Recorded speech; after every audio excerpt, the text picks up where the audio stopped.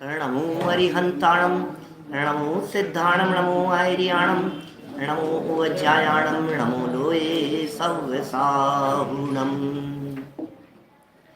वन्दितु सव्यसिद्धे ध्रुवमचलमणोऽहमं गतिं पते वोचामि समय पाहुडे मिणमो सुध केवली भणिगम् नमः समय साराय स्वानुभूत्या चकासते चित्स्वभावाय भावाय सर्वभावान्तरच्छिदे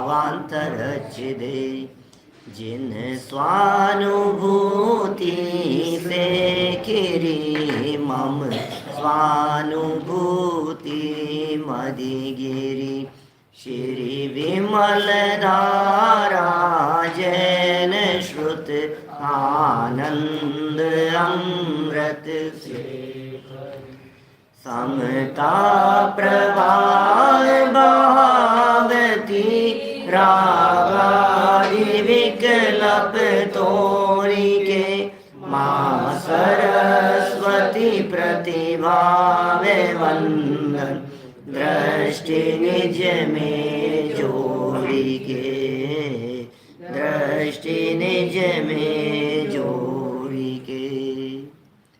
ग्रंथराज समयसार जी यहाँ विराजमान हैं। जीव और अजीव के अधिकारों की चर्चा तो यहाँ हो गई और अब इनके काम की चर्चा चल रही है। जब दोनों में बंटवारा पूरी तरह से हो गया तो आचार्य देव कहते हैं जब बंटवारा ही हो गया तो फिर काम भी सेपरेट ही होना चाहिए। इसलिए बंटवारे के तुरंत बाद कर्ता कर्म की चर्चा यहाँ आचार्य देव ने की। और यदि ये बंटवारा अच्छी तरह से समझ में आ जावे तो फिर कर्ता कर्म समझ में आने में किसी तरह की कोई दिक्कत नहीं होती। इसलिए जीवाजीव अधिकार को जिसने गहराई से समझ लिया हो उसके कर्ता कर्म अधिकार समझ में आ सकता है। पहले जीव और अजीव दोनों भिन्न भिन्न होते हैं, ये बात ही जिसके गले नहीं उतर रही है उसके कर्ता और कर्म ये दोनों भिन्न भिन्न हैं। ये बात कैसे हो? कर्ता कर्म वास्तव में भिन्न भिन्न होते नहीं हैं। कर्ता कर्म तो एक ही होता है। जो कर्ता होता है वही उसी का कर्म होता है। जिसका कर्म होगा वही कर्ता होगा। तो ये भिन्न भिन्न नहीं है। वास्तव में तो कर्ता और कर्म को भिन्न भिन्न मानना ये भ्रांति है और पर का कर्ता धर्ता स्वीकार करना ये बड़ी भ्रांति है। तो यहाँ जो कर्ता कर्म अधिकार है इस कर्ता कर्म अधिकार में पर के कर्तृत्वपन का निषेध करेंगे। पर में कर्तृत्वपन की मिथ्या मान्यता मिथ्या भ्रांति को यहाँ तोड़ाएंगे। तो बड़ा सुंदर प्रसंग है। और बोले कौन करेगा ये काम, कौन तोड़ेगा इस भ्रांति को, इस भ्रांति को कौन तोड़ेगा? टोडरमल जी साहब से यदि पूछा जाए तो 52 नंबर पेज पर इस मोक्ष मार्ग प्रकाशक ग्रंथ में कहते हैं कि भाई ये तो भ्रम था और भ्रम जनित दुख हुआ तो उसे दूर करने का उपाय, दुख दूर करने का उपाय दुख दूर करना नहीं है, भ्रम दूर करना है। तो बोले पर का कर्ता धर्ता तो था ही नहीं। तो जब पर का कर्ता धर्ता था ही नहीं तो पर के कर्ता धर्तापन का हम निषेध क्या करें? बोले पर का कर्ता धर्तापन मान रखा था, उस मान्यता को बदलना है। पर में कुछ नहीं करना है, किसी तरह का फेरफार नहीं करना है। यहाँ तो सिर्फ अपने भ्रम को तोड़ना है। यहाँ तो सिर्फ और सिर्फ अपनी मिथ्या मान्यता को तोड़ना है। जीव को अजीव और अजीव को जीव जानना ये पहली भूल थी इस जीव की अनादिकालीन। ये बहुत बड़ी भूल थी। ये माने मैं कौन हूं इसका ही निर्णय नहीं हो पा रहा था। मैं हूं कौन इसको ही नहीं पहचान पा रहा था। और उसकी पहचान 38वीं गाथा में 49वीं गाथा में सब प्रमुख प्रमुख गाथाओं में, 14वीं गाथा में, 6ठी 7वीं गाथा में, 17वीं 18वीं गाथा में, मैंने पीछे जीवा जीवाधिकार की उन महत्वपूर्ण गाथाओं में हमें ये तो पक्का निर्णय करा दिया कि तुम कौन हो। फिर 50 से 55 और फिर 68 नंबर गाथा तक लगातार ये बातें कही गई कि भाई तुम इन सब तरह की बातों के मिश्रण से अलग हो। तुम वो न्यारे निराले तत्व हो जिनमें किसी प्रकार का मिश्रण नहीं है। तुम वो न्यारे निराले जीव चैतन्य तत्व हो जिसमें पर वस्तु की, पर भाव की, पर द्रव्य, पर भाव मतलब पर के भाव, पर के गुणधर्म और पर के लक्ष्य से उत्पन्न होने वाले विकारी भाव, इन सब से भिन्न, 3 बातों से भिन्न कराया। पर से भिन्न कराया, पर के भावों से भिन्न कराया और पर के लक्ष्य से उत्पन्न होने वाले विकारी भावों से भिन्न कराया। तो इस तरह से ये वेद विज्ञान कराते हुए मैं कौन हूँ उसकी चर्चा हुई। अब इसके दिमाग में सेट तो हो गई बातें, क्योंकि ऐसा ना समझ थोड़ी न, बार बार समझाए फिर भी समझ न आए क्या, बार बार तो क्या समझाए क्या, फिर भी नहीं समझ में आए। ये आचार्य अमृतचंद्र स्वामी ने जब कलश लिखे थे, जो 2-4 दिन पहले हमने वहाँ से बाहर से हमने चर्चा की थी, तो यही चर्चाएं थी उन कलशों में। भाई मोह का उदय है क्या? मोह नाचता है, पुद्गल नाचता है। अलग अलग कलश दिए, एक में मोह के नाचने की बात कही, एक में पुद्गल के नाचने की बात कही, और फिर ये भी कह दिया कि अरे तुम चिंता मत करो, मोह नाचता है तो नाचने दो। क्या ये साहब नाच रहा है कि भूत नाच रहे हैं बाहर, नाचने दो ना, तुम अपने दरवाजे बंद रखो।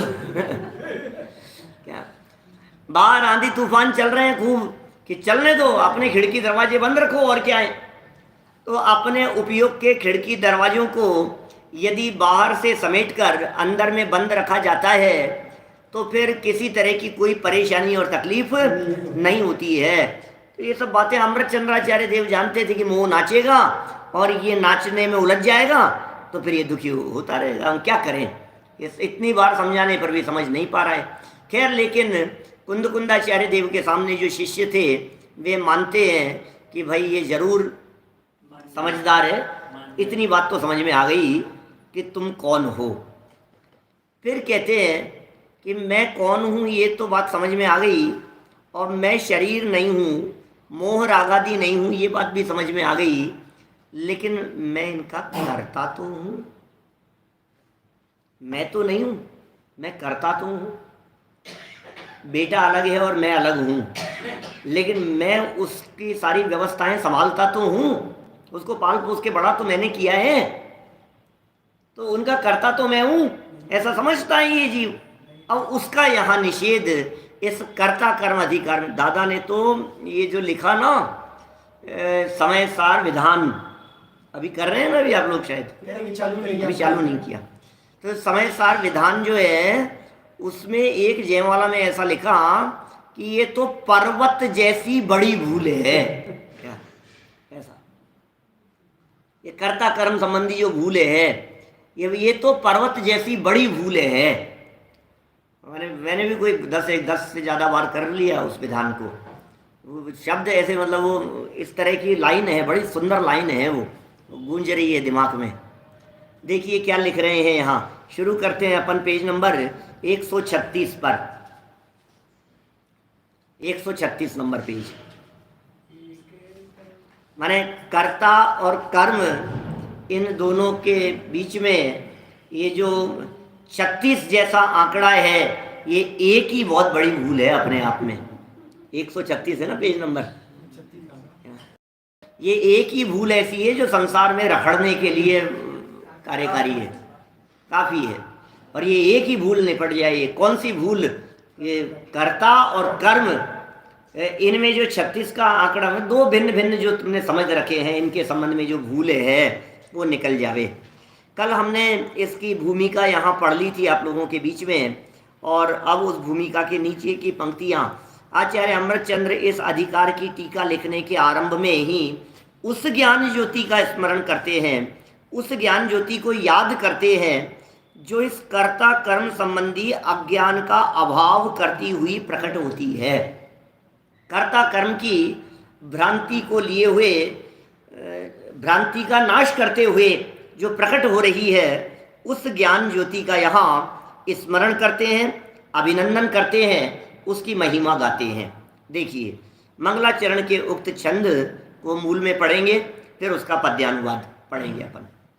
मंदाक्रांता छंद है और ये बड़ा मंद जैसे चलते हैं, बहुत धीरे धीरे चलता है और ऐसा, लेकिन प्रहार ऐसा करता है आक्रांत जैसा, तो बहुत झूम झूम करके आप इसे पढ़ें जरूर।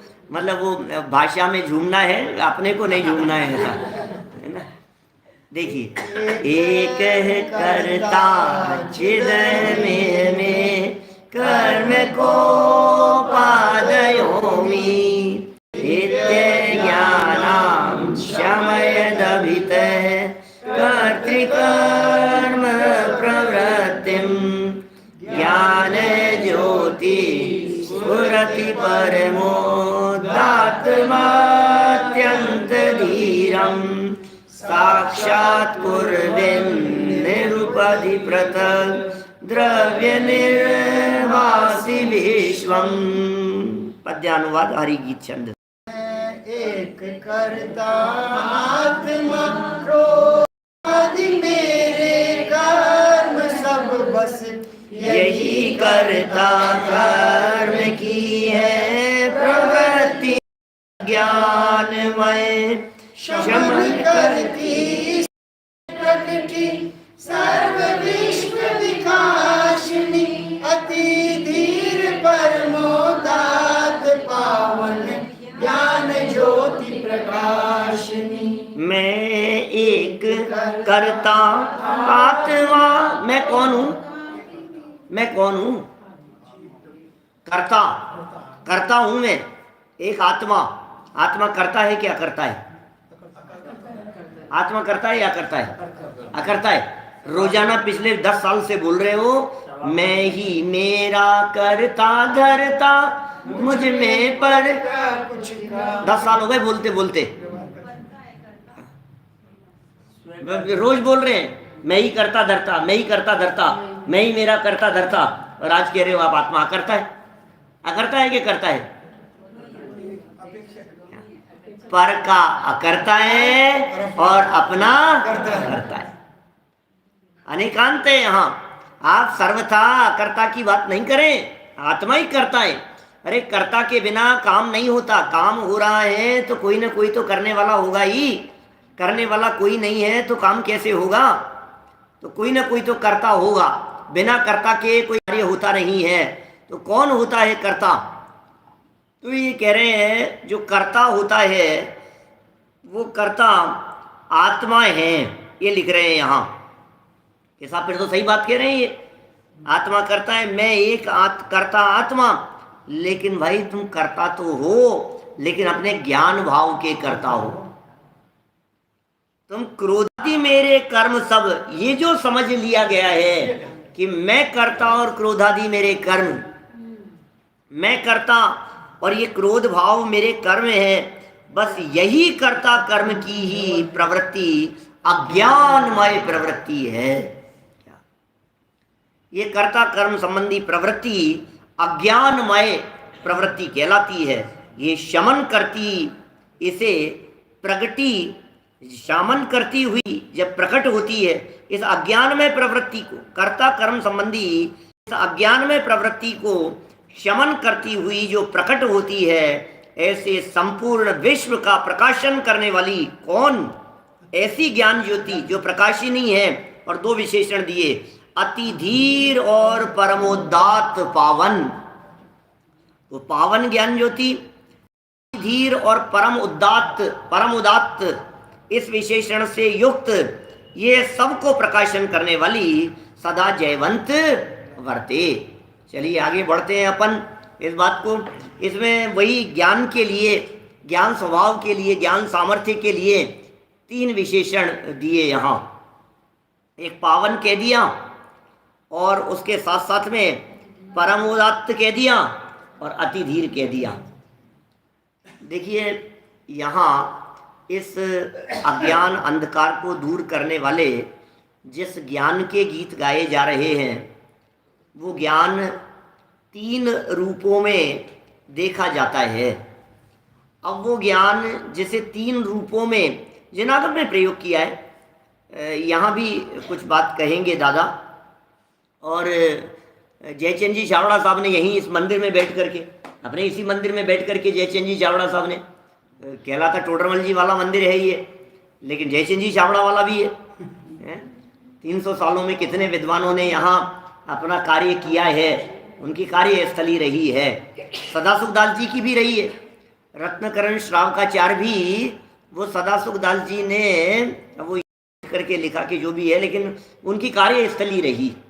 वर्षों तक सदासुख दास जी वो यहाँ इस टोडरमल जी वाले इसी मंदिर में बैठ करके अपना कार्य करते रहे। और फिर बाद में यहाँ से शिफ्ट हो गए, अजमेर चले गए। अजमेर ज़्यादा दूर थोड़ी ना, 100 किलोमीटर दूर चले गए तो उसमें क्या हो गया। तो जयचंद जी छावड़ा साहब ने अलग लिखा, बनारसी दास जी ने अलग लिखा, पांडे राजमल जी ने, तो अलग अलग तरह से विद्वानों ने उन सब बातों को खोला। और चूंकि इसमें ये विश्व प्रकाशिनी शब्द का जो प्रयोग किया हुआ है, तो ये विश्व प्रकाशिनी इस शब्द के माध्यम से वो केवल ज्ञान ज्योति वो अर्थ स्पष्ट होता है और सबने उस बात को स्वीकार किया है। दादा ने अनुशीलन में एक बात को जरूर हाईलाइट करने का प्रयत्न किया कि यहाँ केवल ज्ञान की जगह पर यदि सम्यक ज्ञान का प्रयोग किया जावे तो वो भी कोई अनुपयुक्त नहीं है। भाई 3 चीजें हो सकती है। एक तो हो सकता है ज्ञान स्वभाव, एक हो सकता है केवल ज्ञान, और एक हो सकता है सम्यक ज्ञान। तो ज्ञान स्वभाव तो भी अर्थ किया जा सकता है यहाँ, क्योंकि वो ज्ञान स्वभाव ही ऐसा सामर्थ्यशाली है, उस ज्ञान की सामर्थ्य है। तो एक तो स्वभाव अर्थ करें उसका। फिर कहा कि स्वभाव के साथ साथ में चूंकि ये शमन करती, ऐसे जो शब्द का प्रयोग किया है, स्फुरति प्रकट होती, तो ये जो स्फुरति शब्द दिख रहा है, प्रकट होती हुई दिखाई दे रहा है, इस शब्द में पर्याय बात झलकती है। तो इसलिए वो अर्थ नहीं होना चाहिए स्वभाव वाला, तो पर्याय होनी चाहिए। पर्याय 2 रूपों में है, एक केवल ज्ञान पर्याय और एक सम्यक ज्ञान पर्याय। तो केवल ज्ञान पर्याय अर्थ इसलिए होता है यहाँ, क्योंकि यहाँ इन्होंने बार बार में समस्त लोकालोक को बताने वाली, समस्त लोकालोक को प्रकाशित करने वाली, क्योंकि इसमें यदि प्रथम विशेषणों की तरफ बात की जाए, भिन्न भिन्न बतलाने वाली, अन्य द्रव्यों के स्वभावों को भिन्न भिन्न जानने बताने वाली, तो फिर सम्यक ज्ञान भी अर्थ किया जा सकता है। क्योंकि सम्यक ज्ञान भी समस्त पदार्थों को भिन्न भिन्न देख लेता है, समस्त पदार्थों को भिन्न भिन्न जान लेता है। ये सम्यक ज्ञान की भी इस तरह की सामर्थ्य, ज्ञान की सामर्थ्य है। लेकिन संपूर्ण विश्व के पदार्थों को जब बात कहते हैं तो फिर केवल ज्ञान ज्योति ख्याल में आता है। तो दादा ने ये कहा, चूंकि अर्थ तो विद्वानों के द्वारा, परंपरा से ज्ञानियों के द्वारा यहाँ केवल ज्ञान ही विशेष रूप से घटित होता है, सर्व विशेषण केवल ज्ञान में ही घटित होते हैं। लेकिन चूंकि अभी तो कर्ता कर्म संबंधी अज्ञान दिख रहा था और तुरंत ही अचानक केवल ज्ञान हो जाए, क्या ये दादा ने अपना चिंतन प्रस्तुत किया वहां। माने ये बात अचानक एकदम ही ये क्या हुआ। अभी तक तो कह रहे थे कि अज्ञान ही है, कर्ता कर्म संबंधी मान्यता बैठी हुई है, ये भ्रांति बैठी हुई है कर्ता कर्म के संबंध में। और कहा कि अगले क्षण उस कर्ता कर्म संबंधी भ्रांति को निवारण करते हुए बोले केवल ज्ञान प्रकट हो गया। अभी ये तो 12वें गुणस्थान तक कर्ता कर्म संबंधी भ्रांति वाला ज्ञान मानना पड़ेगा, तो तभी तो 12वें गुणस्थान के तत्काल बाद में केवल ज्ञान प्रकट होने की बात होगी। तो बोले इसलिए ये अज्ञान अंधकार को दूर करने वाली बात में वो सम्यक ज्ञान अर्थ लिया जा सकता है। ऐसा उन्होंने कोई पूर्वाचार्यों का, पूर्ववर्ती विद्वानों का, उनका कोई विरोध व्यक्त नहीं किया, लेकिन अपनी एक बात जो चिंतन में ख्याल में आई वो दादा ने जरूर व्यक्त की है। चलिए यहाँ से 137 नंबर पेज से हम बात को पढ़ते हैं। देखिए क्या लिख रहे हैं यहाँ, देखिए इस लोक में एक चैतन्य आत्मा मैं तो एक करता हूं और क्रोधादि भाव मेरे कर्म, मैं तो करता हूं एक। कहां पर?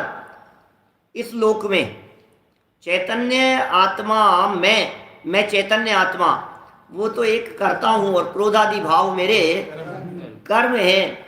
ऐसी अज्ञानियों की जो कर्ता कर्म की प्रवृत्ति है, मैं कर्ता और क्रोधादि मेरे कर्म, इस प्रकार की प्रवृत्ति ये अज्ञानियों की प्रवृत्ति है और अनादिकालीन प्रवृत्ति है।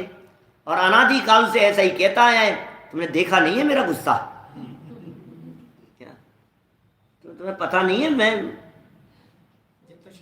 अच्छा हाँ, जब तक शांत हूं तब तक शांत हूं। मेरा गुस्सा तुम्हें पता नहीं है? इसको समझा दो ना थोड़ा सा। दिखाता है अपने अपने क्रोध का अभिमान। क्या क्रोध नहीं दिखा रहा है, क्रोध करते हुए अभिमान दिखा रहा है। मैं तुमने मेरा गुस्सा देखा नहीं है, इस बात में क्रोध नहीं झलक रहा है, इसमें अभिमान झलक रहा है। तो यहाँ ये कह रहे हैं भैया ये सारे काम अज्ञानियों के हैं, हमें सब पता लग गया है। क्रोध करना ही अज्ञानियों का काम है, घमंड करना ही अज्ञानियों का काम है। घमंड भी न होवे, क्रोध भी न होवे। अब आप ये कहेंगे साहब घमंड और क्रोध न होवे, संसार दशा में घर गृहस्थी में रहते हुए ऐसा कैसे हो सकता है?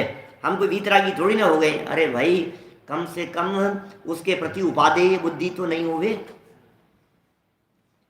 क्रोध होना, मान होना ये अलग बात है, और क्रोध और मान के प्रति उपादेय बुद्धि होना ये अलग बात है। दादा ने धर्म के 10 लक्षण में एक बहुत सुंदर एग्जाम्पल दिया। क्या? खांसी का, है ना? ध्यान आ गया होगा आपको। खांसी का एग्जाम्पल दिया है। एक बूढ़े बाबा जी थे और उनके काफ़ी दिनों से खांसी हो रही थी। तो उनसे कहा कि भाई इलाज करा लो, खांसी हो रही है आपके, काफ़ी लंबा समय हो गया। तो उन्होंने, बाबा जी ने पलट करके जवाब दिया कि अरे तुम समझते नहीं हो, थोड़ी बहुत खांसी रहनी चाहिए। क्या? घर में प्रवेश करते समय बहू बेटियां बैठी हों, जैसे तैसे बैठी हों, और अपने खांसने की सीढ़ियों से ये आवाज़ आ जाए तो वो थोड़ी व्यवस्थित हो जाए। क्या? माथा ढकले हुए व्यवस्थित हो जाए ढंग से। जो भी, जैसे वो बाबा जी जो है वो अपनी बात उन्होंने रख दी।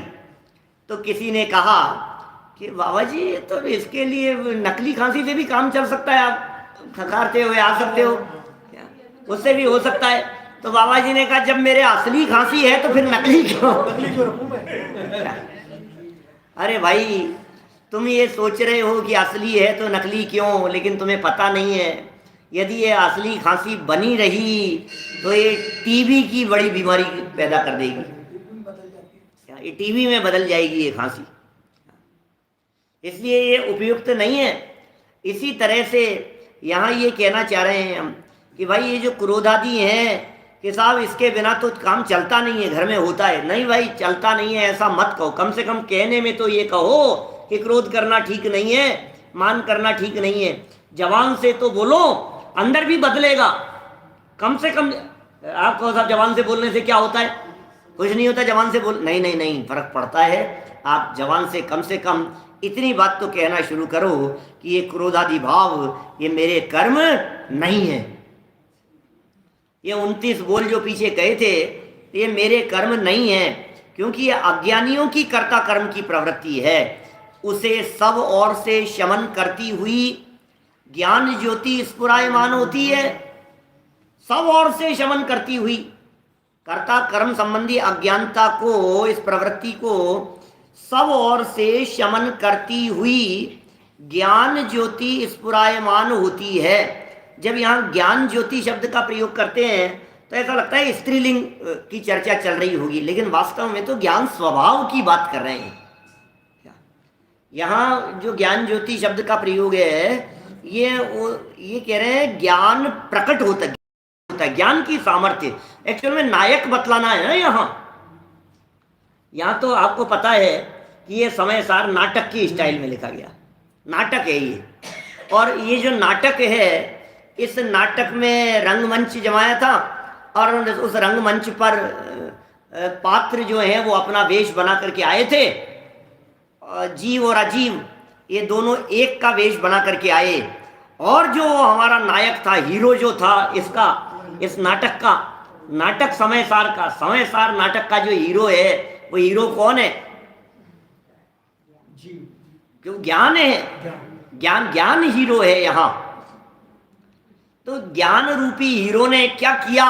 एक तलवार निकाली और दोनों में दो विभाग कर दिए। ये जीव अलग है और ये अजीव अलग है, दोनों को भिन्न भिन्न कर दिया। नायकों की चर्चा भी की है, पहले भी आपको बतलाई थी चर्चा, जब अपना अधिकार प्रारंभ हुआ था पहले भी, तब भी हमने ये चर्चा की थी। जब ज्ञान को नमस्कार किया था, वहाँ धीर उदात्त कह करके, है ना, धीर और उदात्त इन दो शब्दों के प्रयोग किए थे। वहाँ जीवाधिकार में भी चर्चा हुई थी। और उस समय भी हमने नायकों के 4 भेद बतला करके सुने, तो दादा सही है ना, चर्चाएं तो आप लोगों की भी सुनी हुई है, पहले भी की है चर्चा। तो नायक 4 तरह के होते हैं। एक धीरोदात्त, माने धीरता और उदारता जिसमें हो ऐसा। एक धीर ललित, ये दूसरे प्रकार का नायक है। तीसरे प्रकार के नायक होते हैं, वे होते हैं धीरोदंड, और चौथे हैं धीर प्रशांत। तो ये जो 4, सबकी क्वालिटी अलग अलग है। जैसे शब्द दिए जाते हैं उसी तरह की योग्यता उनमें होती है। तो यहाँ जिस नायक की विशेषता बतला रहे हैं, इनमें धीरोदात्त नाम का जो नायक होता है, ये नायकों की दृष्टि से, माने एक्टर की दृष्टि से, यही असली हीरो बनने की योग्यता वाला होता है, जिसमें इस तरह की क्वालिटी होती है। धीरता और उदात्तपना ये दोनों जिसमें हो। धीरता माने सहन करने की सामर्थ्य, और सहन करके उस धीरता और उदारता माने जैसे भरत चक्रवर्ती जैसे कि 6 खंड को उन्होंने जीता, 6 खंड की विभूति को, और 6 खंड की विभूति को जीत करके उन्हीं को संभला दिया। भाई हमें नहीं चाहिए, हमें नहीं करना है। तो ये ऐसा कह करके तुम ही संभालो, कोई बात नहीं कि साहब आपने जीता है, अब आप राजा बन गए हो, आप सम्राट हो गए हो। बोले नहीं हो गए होंगे सम्राट, लेकिन इसको तुम्हें ही संभालना है, हम नहीं है, तुम संभालो तुम्हारी व्यवस्थाओं को। तो ऐसा धीरोदात्त कि भाई ये यहाँ तुम संभाल रहे हो मंदिर की व्यवस्थाएं, तुम ही संभालो यार, और क्या तुम ही संभाल रहे हो शुरू से। आज हम आ गए यहाँ नेता बन करके क्या, तो हमें कोई यहाँ आधिपत्य नहीं जमाना है यहाँ पर। और हम आकर के कौन सा तुम्हारे राज्य में आकर के हम क्या कर पाएंगे, क्या संभाल पाएंगे, क्या आएंगे, रोज रोज कौन चक्कर लगाएगा यहाँ आकर के। बस हमारा नाम लिख लो, बस नाम रह जाए, बस क्या नाम रह जाए। ये कह रहे हैं भाई, अब ठीक है, नाम तो तुम हो, वहाँ के अधिकारी हो, तो तुम्हारा नाम रहेगा। ये चक्रवर्ती हो, 6 खंड को जीता है, तो चक्रवर्ती तो तुम ही कहलाओगे। 32,000 राजाओं के शासक तो तुम ही कहलाओगे। लेकिन 32,000 राजाओं में से इतने राज्यों में जा करके कभी पूरे जिंदगी में एकाध राज्य में भी जाकर के कभी संभालोगे क्या? तो समझदारी तो यही है, इस उदारता से ही चलता है भाई साहब। वास्तव में जो नायक होता है, जो हीरो होता है, जो किसी पोस्ट पर और पद पर होता है, वो व्यक्ति इतना उदार यदि नहीं होवे तो काम चलता नहीं है। उसको उदार होना ही पड़ेगा, उसको दूसरे लोगों को जिम्मेदारी संभालनी ही पड़ेगी। चक्रवर्ती सम्राट अपने राजपाट में ये नहीं कह सकता है कि यार मैं भी तो फालतू ही बैठा हूं और ये बेचारा झाड़ू लगा रहा है, ला थोड़ा सा एक झाड़ू और ले आ, थोड़ा सा मैं भी तेरी हेल्प कर देता हूं, मैं थोड़ा सा काम निपटा देता हूं, तो अब मैं भी ढाला ही बैठा रहता हूं, मेरे पास कोई काम तो है नहीं, फ्री बैठा रहता हूं मैं। ये नहीं होगा। तुम्हें ये जिम्मेदारी दूसरों को देनी पड़ेगी, उनके ऊपर विश्वास करना पड़ेगा, उनके भरोसे काम करना पड़ेगा, चाबियां औरों को संभालनी पड़ेगी। क्या ये सासू जी को ये बातें समझनी नहीं चाहिए कि चाबियां बहुत उदारता से बहुओं को संभला देवे? क्या उदारता से चाबियां संभला देने में ये आपके उत्कृष्ट नायक पने का सूचक है। क्या धर्मचंद जी साहब अच्छे नायक तभी हैं क्या जब अपने बच्चों को, तुम संभालो यार दुकान जमीन सब प्रॉपर्टी तुम संभालो, क्या भैया निर्वृत्ति ले लेनी चाहिए क्या, कि भाई शुभम तुम संभालो, ठीक है कोई बात नहीं, अब तुम और क्या है, अब बड़े हो गए हो, अब योग्य हो गए हो, तो ये इतनी उदारता नहीं होवे तो काम चलता नहीं है। हर जगह पर अपनी टांग फंसाएगा तो फिर काम चलेगा नहीं, कहाँ कहाँ जाकर के देखेगा। ये नायकों की बात कह रहे हैं, समझदार लोगों की बात कह रहे हैं। वह ज्ञान ज्योति, देखो अगला वाक्य कह रहे हैं, वह ज्ञान ज्योति परम उदार है। ये नायक, ये जो हीरो है ये परम उदार है और अत्यंत धीर है। धीरता और वीरता जानते हैं सात्विक? धीरता सहन करने की सामर्थ्य और वीरता प्रहार करने की सामर्थ्य। जो व्यक्ति प्रहार करना तो जिसे आता है लेकिन सहन करना जिसे नहीं आता है वो उसको लड़ना नहीं चाहिए। आप यदि प्रहार करने की सामर्थ्य रखते हो तो झेलने की सामर्थ्य भी रखो, और उदारता इतनी रखो कि प्रहार करने और झेल लेने के बाद उसको जीत करके उसे ससम्मान, इतनी उदारता रखो। ये नायक के लक्षण है। मैंने इसको पराजित कर दिया तो अब उसे बेइज्जत मत करो। पराजित करके आपने जीत लिया ना, अभी तो दुनिया देख रही है ना, आपने जीत लिया, अभी तो दुनिया देख रही है ना, आप राजा बन गए। अब आपकी महानता इसी में है, आप उसे बेइज्जत नहीं करके आप उसे ससम्मान वहां का राज्य दे दो। बोले नहीं, अरे नहीं, क्या बात कर रहे हो, ये तो हार जीत तो होती रहती है, इसमें क्या हो गया, तुम हार गए तो ऐसा नहीं कि तुम हार गए, वो तो पासा मेरा दाव लग गया तो मैं जीत गया, तुम भी जीत सकते थे। कोई ऐसा कोई जीत हार वाली बात नहीं है, तुम एक ही बात है। आप समझ रहे हो ये कैसी महानता होती है।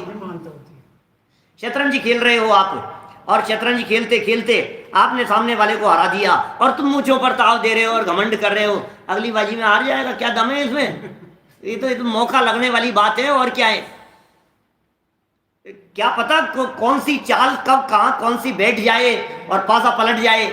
इसलिए अच्छे समझदार व्यक्ति माने ये एक जीवन जीने की कला सिखा रहे हैं, ये एक आर्ट बतला रहे हैं कि ऐसे नायक। अब आप कहोगे हमें कौन सी स्टेज पर जाकर के एक्टिंग करनी है और हम कौन से फिल्मी हीरो हैं, हमारे को क्या करना है। अरे नहीं, आप अपने परिवार के नायक हैं,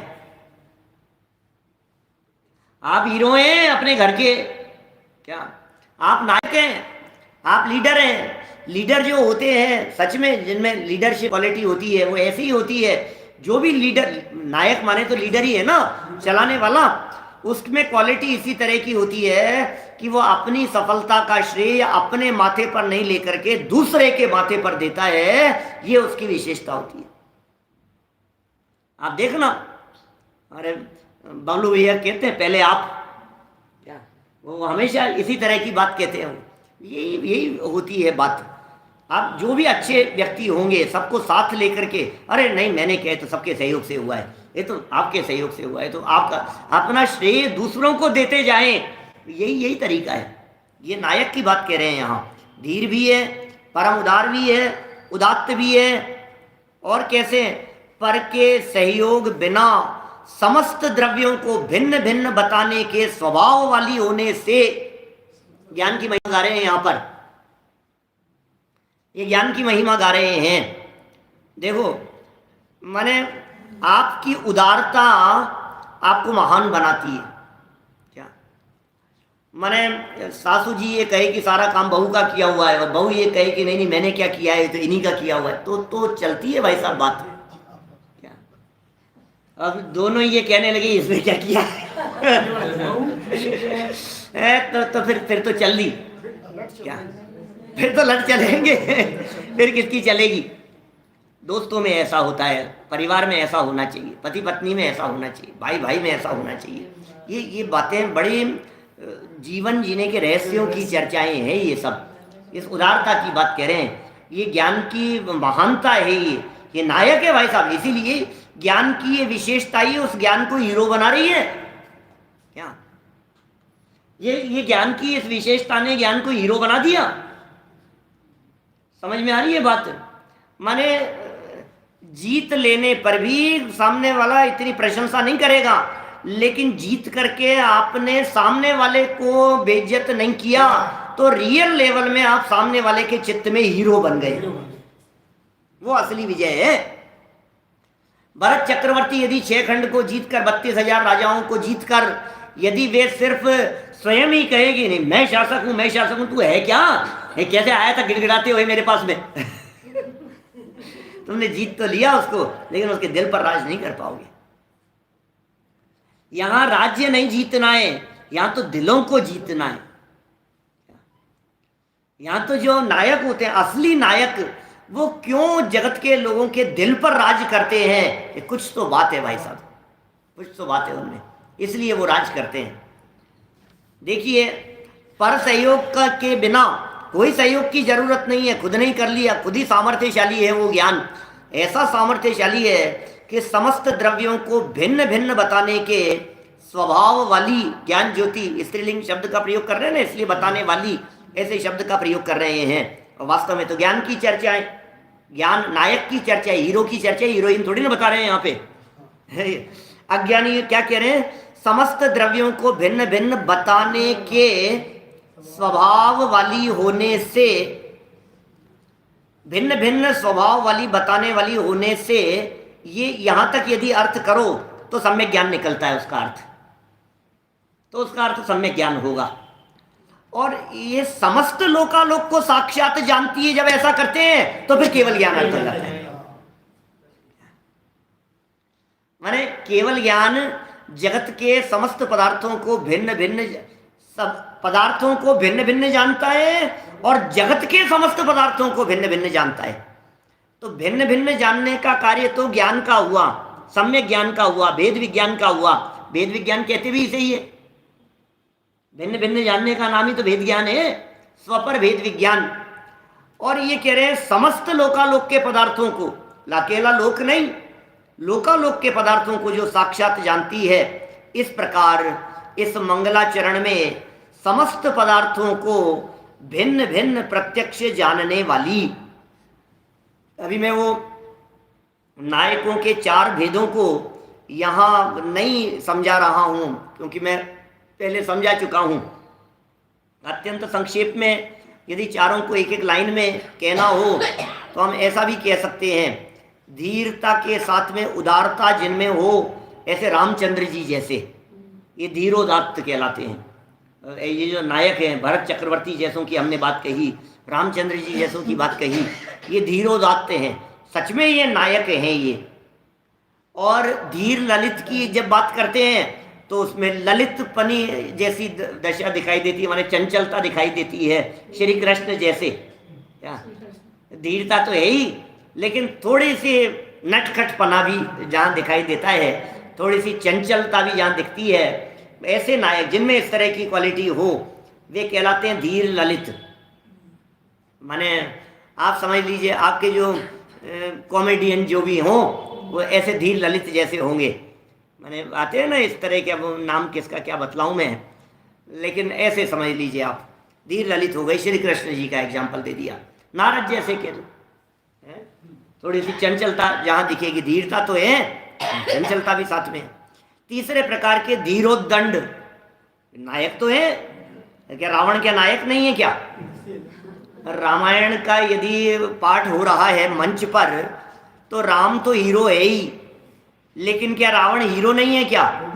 क्या अरे भले ही वो विलेन कहला रहा हो, दुनिया उसे विलेन कह करके पुकार रही हो, लेकिन वास्तव में एक्टर तो है ही ना। क्या माने यहाँ जो चर्चा चल रही है, यहाँ तो एक्टर्स की चर्चा चल रही है। उसकी एक्टिंग कैसी है? जो व्यक्ति का जैसा नेचर होता है, उस नेचर के अनुसार उसको रोल मिलता है।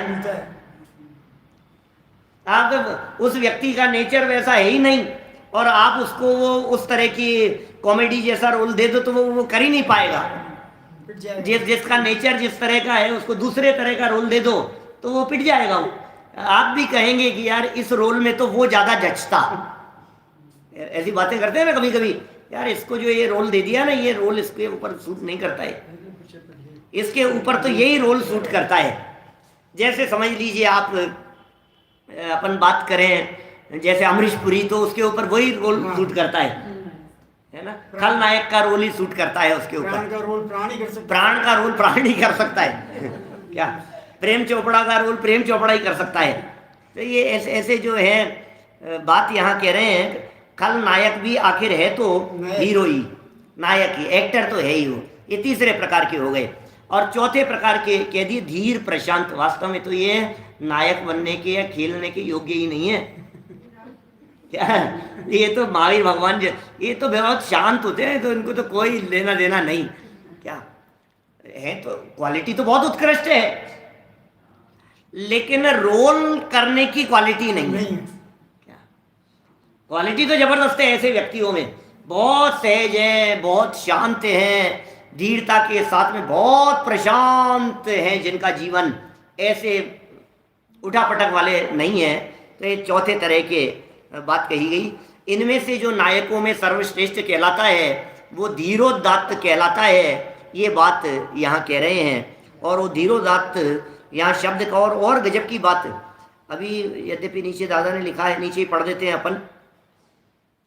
इस प्रकार इस मंगलाचरण में समस्त पदार्थों को भिन्न भिन्न प्रत्यक्ष जानने वाली अत्यंत धीर और परम उदात्त, भिन्न भिन्न जानने वाली एक चीज, अत्यंत धीर दूसरी चीज, और परमोदात्त ये तीसरी चीज, ये केवल ज्ञान ज्योति को नमस्कार किया गया है।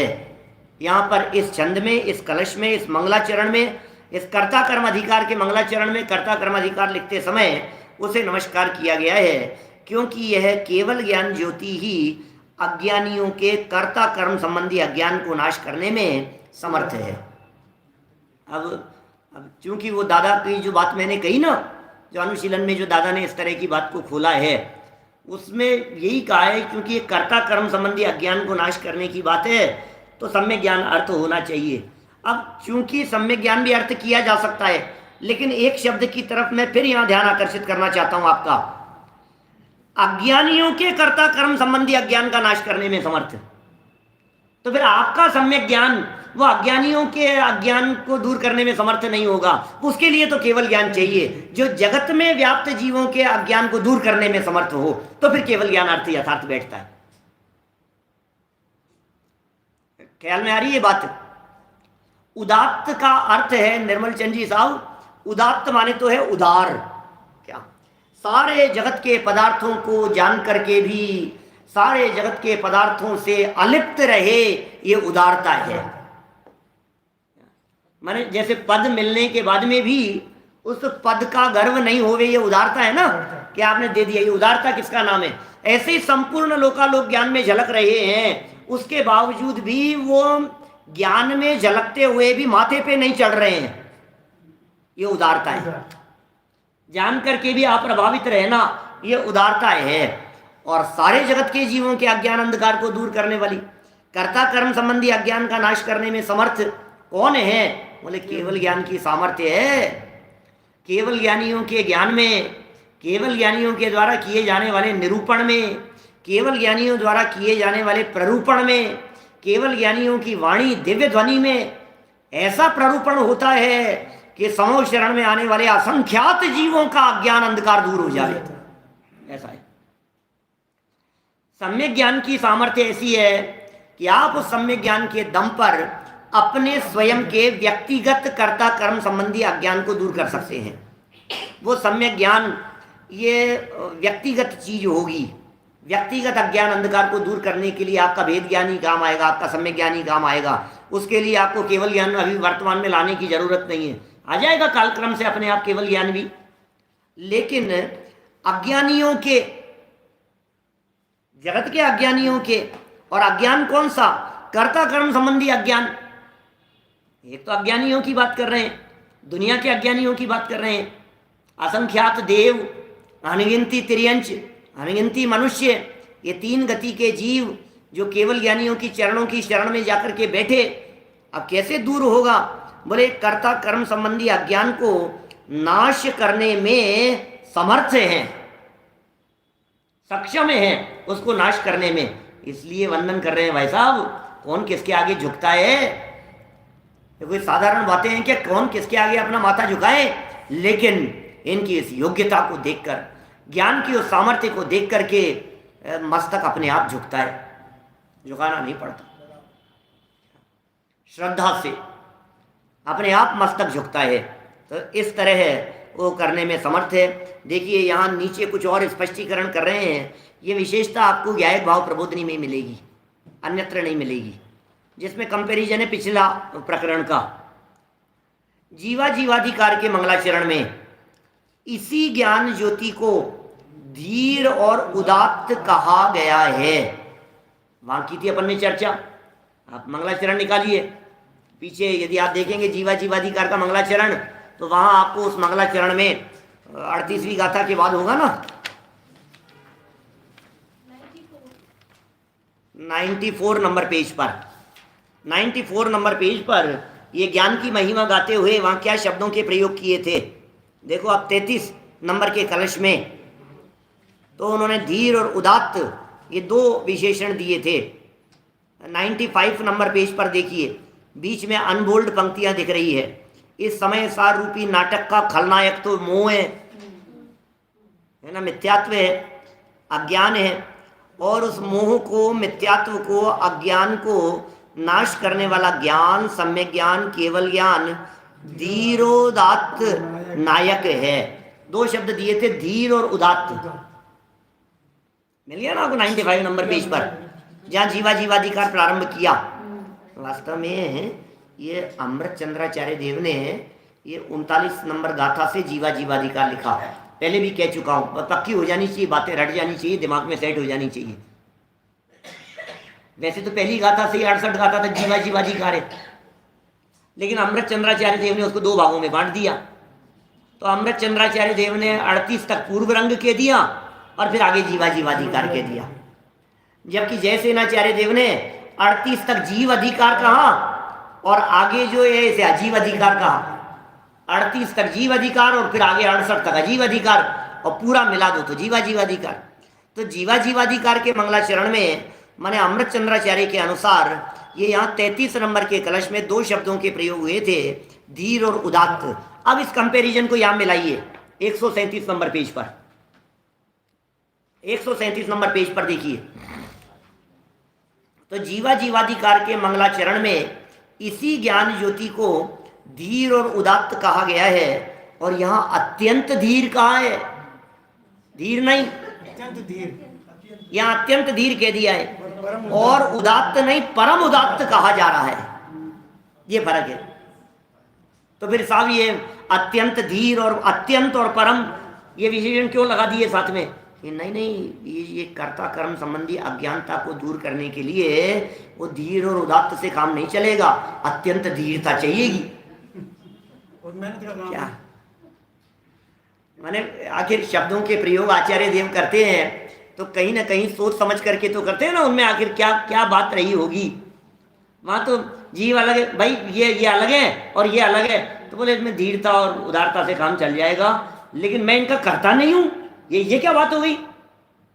अरे मैं घर नहीं हूं, ये बात समझाने के लिए धीरता और उदारता से काम चल जाएगा भी, ठीक है, समझ में आ जाती है मोटे मोटे, इसके लिए ज़्यादा नहीं चाहिए, लेकिन मैंने मकान बनाया नहीं है। अब जब ये बात समझानी हो तो बोले भाई साहब अत्यंत धीरता से सुनो।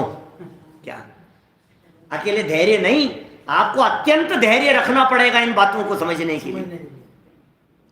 अब जो कर्ता कर्म अधिकार में बातें बतलाई जा रही है, उन बातों को धैर्य से सुनना अरुण जी साहब। क्या धैर्य से सुनना? सुनो सुनो, धैर्य नहीं, अत्यंत धैर्य से सुनना। क्या? क्योंकि ये बातें बहुत गंभीर है। यहां उदारता की नहीं, यहां परम उदारता की जरूरत है। आपको लगेगा ऐसा कि डोसे बनाए तो मैंने है, कि नहीं, परम उदारता की जरूरत है कि मेरा कर्तृत्व इसमें नहीं है, मैं इसमें कौन बनाने वाला। ये उदारता नहीं, परम उदारता चाहिए आपको। ये परम है। हाँ, कल कही थी मैंने बात, आधा समय सार लगभग कर्ता कर्म के निवारण के लिए लिखा गया है। 184 गाथाएं बतलाई थी ना कल मैंने।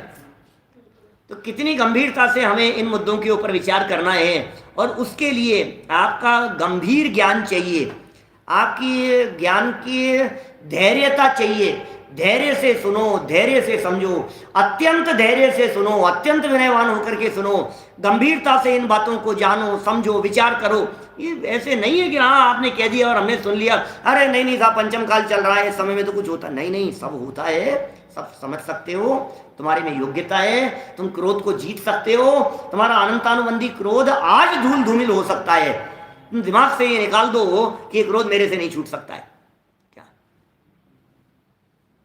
देखिए, पूरा करते हैं प्रकरण को। जीवा जीवाधिकार के मंगलाचरण में इसी ज्ञान ज्योति को धीर और उदात्त कहा गया है, और यहाँ अत्यंत धीर और परम उदात्त कहा जा रहा है। ये क्यों कहा जा रहा है इसका स्पष्टीकरण मैंने कर दिया, यहाँ नहीं लिखा है इन्होंने, लेकिन यहाँ क्यों परम उदात्त कहा और क्यों अत्यंत धीर शब्द, धीर के पहले अत्यंत शब्द का प्रयोग क्यों किया गया, क्योंकि ये कर्ता कर्म संबंधी मान्यता ये थोड़ी सी गंभीर मुद्दा है। क्या मैं सोना चांदी नहीं हूँ, ये गंभीर मुद्दा नहीं है, इतना गंभीर नहीं है। मैं शरीर नहीं हूँ, ये इतना गंभीर नहीं है। मैं क्रोध से भिन्न हूँ, ये इतना गंभीर नहीं है। लेकिन मैं क्रोध करता भी नहीं हूँ, मैं गुस्सा कर भी नहीं सकता हूँ। इस गलतफहमी में मत रहना कि मैं डांट नहीं सकता हूँ।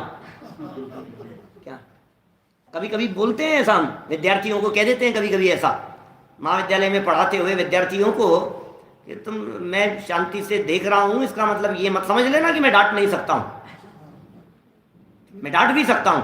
तो ये कह रहे हैं मैं डांट भी सकता हूँ, बस इसको समझने के लिए तुम्हें परम उदात्त बनने की जरूरत है, अत्यंत धीरता की जरूरत है कि मैं डांट भी नहीं सकता, मैं डांट भी नहीं सकता। अत्यंत धीरता चाहिए यहाँ समझने के लिए। वहाँ जीवा जीवाधिकार होने से जीव और अजीव में एकत्व संबंधी अज्ञान का नाश करने वाली ज्ञान ज्योति को स्मरण किया गया है ना, एकत्व संबंधी अज्ञान को दूर करने के लिए। और यहाँ कर्ता कर्म अधिकार होने से जीव और अजीव के परस्पर कर्ता कर्म भाव संबंधी अज्ञान का नाश करती हुई ज्ञान ज्योति को याद किया जा रहा है। माने ये कर्ता कर्म संबंधी जो अज्ञान है, कर्ता कर्म संबंधी जो भ्रांति है, कर्ता कर्म संबंधी जो भूले है, उसे दूर करने के लिए यहाँ ज्ञान का स्मरण किया है, ज्ञान को वंदन किया है। यह अमृत चंद्राचार्य देव की विशेषता ही रही है। पूर्व में भी कहा है कि हर अधिकार के प्रारंभ में भी और हर अधिकार के अंत में भी ये ज्ञान को वंदन करेंगे, ये ज्ञान के गीत गाएंगे, ये ज्ञान नायक के चरणों में अपना मस्तक झुकाने की बात कहेंगे। सच में ज्ञान ही वो सामर्थ्यशाली है जिसके दम पर जो हमें विजय दिलाएगा इस संसार से, और संसार से विजय दिला करके हमें मुक्ति का साम्राज्य प्रदान करेगा। वो ज्ञान ही एकमात्र ऐसा है। इसलिए ज्ञान को संभाल करके रखें और ज्ञान के दम पर हम स्वयं अल्प काल में निर्वाण की प्राप्ति करें। इसी भावना से बात को यहीं विराम देता हूँ। निज निधि निज ने बताए यह अनंत उपकार है, उसके लिए जिन वाणी माँ को वंदना शत बार है, वंदना।